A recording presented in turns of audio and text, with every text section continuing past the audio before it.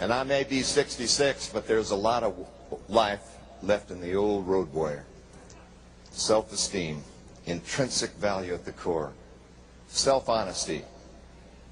We need that more than ever in this country. We need people who 24 hours a day, 7 days a week walk their talk. We need to teach children by our example about self-honesty. Self-determination. A lot of people are self-determinists, but I'm like you. Life is a do it with God, for others, to myself project. And I take a lot of the blame for my life, and I'd like to share the credit for it. But one thing I do know is we each have choices. We don't take chances, we make choices. And you live with the logical consequence or reward of your choice. What children need more than anything on this earth is personal responsibility and thinking before they decide to choose, to be able to live with the consequence or reward of that choice. Self-determination leads to self-discipline. A lot of people think self-discipline is doing without. No, it isn't. Self-discipline is doing within while you are without. And if you'll do within when you're without, you'll never have to do without very long. Because if you've been there in the mind, you can go there in the body. But if you haven't been there in the mind and you go there in the body, you'll feel uncomfortable. You won't be able to stay there unless you have the discipline to do it over and over again.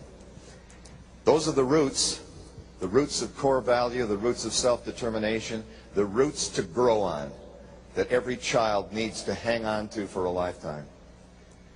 I've made mistakes. I look in the mirror and say, how would I like a father like me if I were my kids? Where are you today, Dad? Where are you traveling today, Dad? How are the audiences today, Dad? We're going to grow up just like you, Dad. Oh, boy. The cat's in the cradle and the silver spoon. And we're going to grow up just like you, Dad. Wings. Wings to fly. You know what parents do too often? They clip the wings of their children. They give their children everything they didn't have, everything the children didn't need, everything they didn't earn. And they want their children not to wait in line, not to have to wait or do anything for themselves, because that way they'll be privileged. Unfortunately, what you create is a pen full of turkeys. A pen full of turkeys whose wings are not strong. There's no wind beneath them. They haven't been able to test their wings. They've had things done for them. And you can spot those families of indulged children. Wings of desire.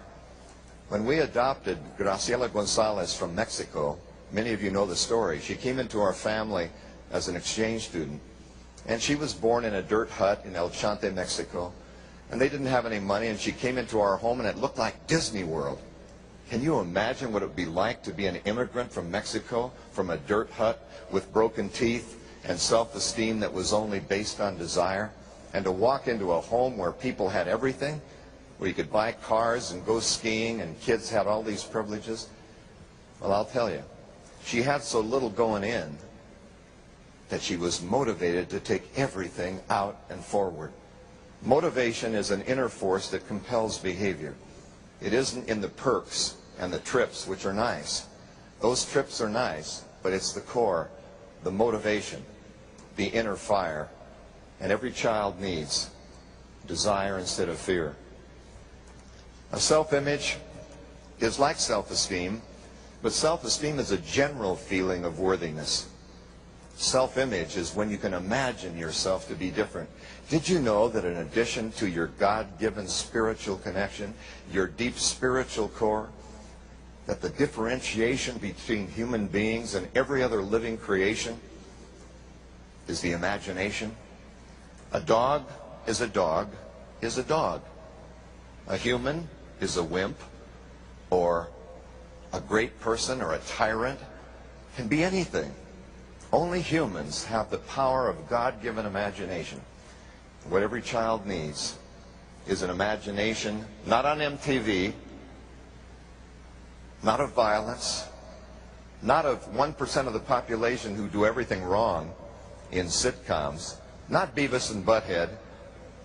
Oh no, not Married with Children, not shows that show the worst of humankind, but imagination that shows the best of what we could do, and to have that be entertaining. Wouldn't it be wonderful if Hollywood could do something that was socially redeeming instead of just making money?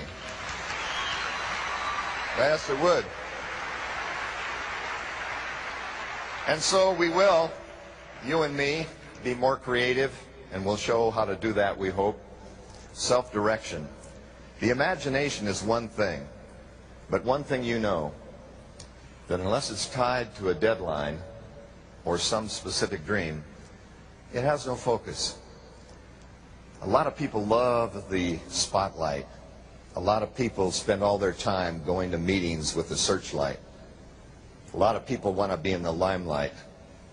But the best thing to do is to have laser focus, because laser takes all the light and focuses it in an area that brings it through to the top. Laser focus, self-direction. If you don't know where you're going, any old road will take you there. And if you don't know what you're going to do today, it doesn't make any difference whether the alarm goes off. If you don't stand for something, you'll fall for absolutely anything.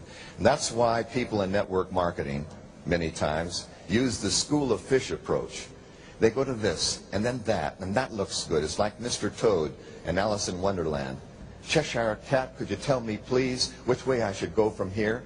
Well, it really doesn't matter. It depends on where you want to go. Well, I really don't care that much. Then any old road will take you there. And so you and I need to have self-direction and teach our children how to set delayed gratification goals that are just out of reach, but not out of sight. Things that are in close. Self-expectation, the most powerful use of faith of all, is that you won't get what you want in life, you'll get what you expect in the long run. You can take your choice: voodoo, pessimism, or faith, optimism. Things you believe in that are not proven fundamentally always. You can't see them, but you believe them anyway, and no one can change your belief. Expectation should always be optimism. And finally, dimension, looking beyond yourself for meaning, working as a team, and certainly the perspective of other people, diversity, race, gender, ethnicity, religion, accommodating other people's beliefs as a dimensional total human being. It's been my pleasure taking this journey with you, and I hope you've learned as much as I have, and keep with your commitment to better your life on a daily basis. I look forward to potentially meeting you at one of our future events, and hope you have a fabulous day.